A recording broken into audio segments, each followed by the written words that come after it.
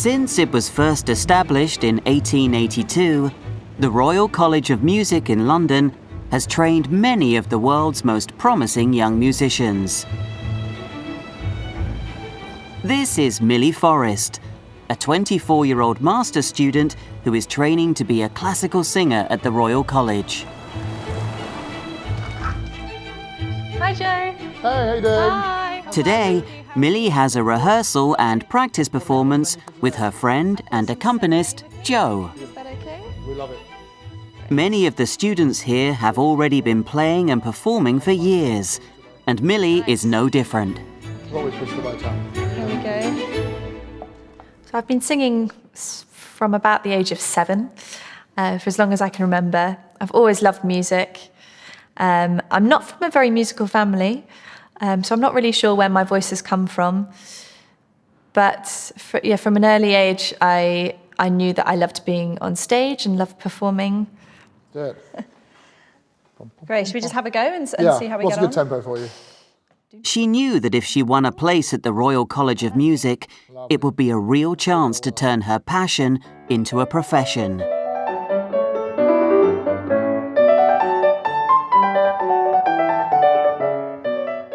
I had decided to do a master's at the Royal College of Music probably 3 years ago.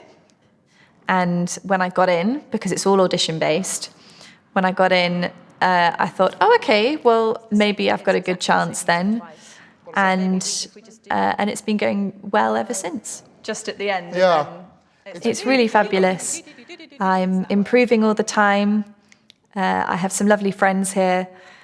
But it is tiring, and the competition is really high. There are lots of singers out in London who are really talented.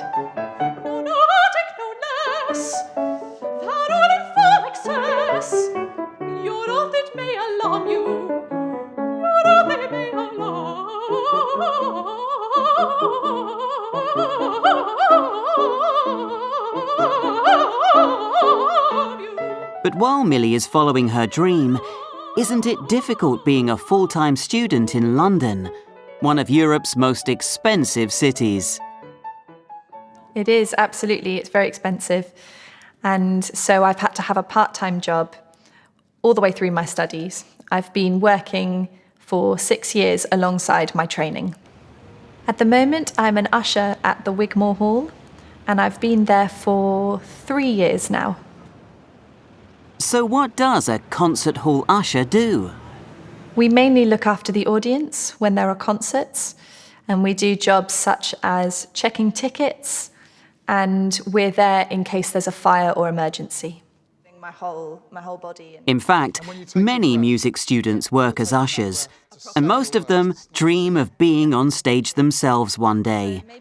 But for Millie, this opportunity came a little sooner than expected, in July 2017. And keep the energy right through to the end. Well, I had a call on the Wednesday evening, and John Gilhooly, who's the director of the hall, told me that he'd like me to step in for a concert on the Saturday.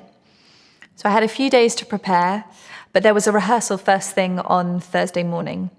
So I stayed up until probably 1 in the morning that night, desperately learning all the music. I found the words particularly tricky, actually. So, a lot of the pieces were in French and German. So I got cracking straight away.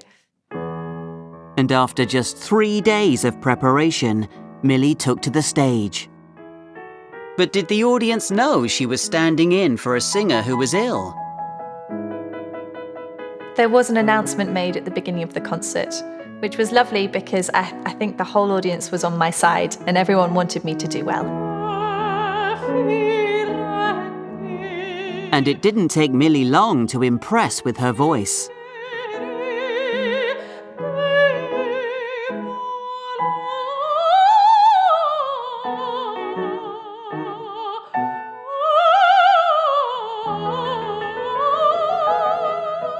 There was a great applause, everyone was smiling and clapping, and I did have a feeling that I'd done well.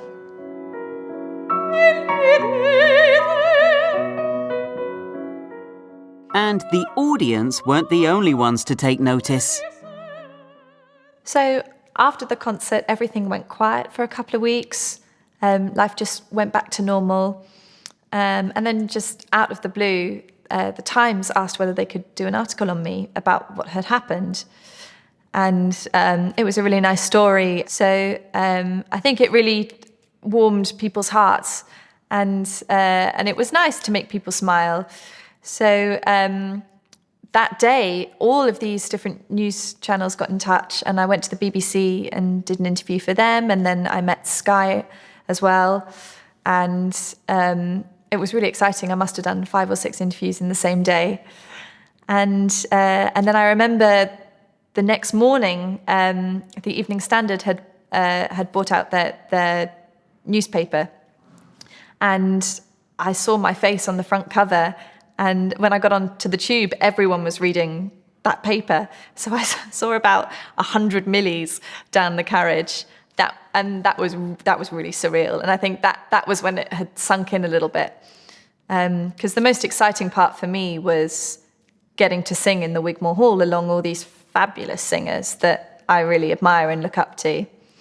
But then I sort of hadn't focused on the media side as much. So it was a lovely occasion. But has this opportunity helped Millie's career? I think it has. I think it's given me a boost. It's made me really inspired, and it's made me work harder over the last year. But actually, life carries on, and I still have a lot that I want to work on. My voice is nowhere near perfect, and I'm my biggest critic. But it was nice to know that someone had me in mind and wanted to encourage me. So fingers crossed things will carry on that positively.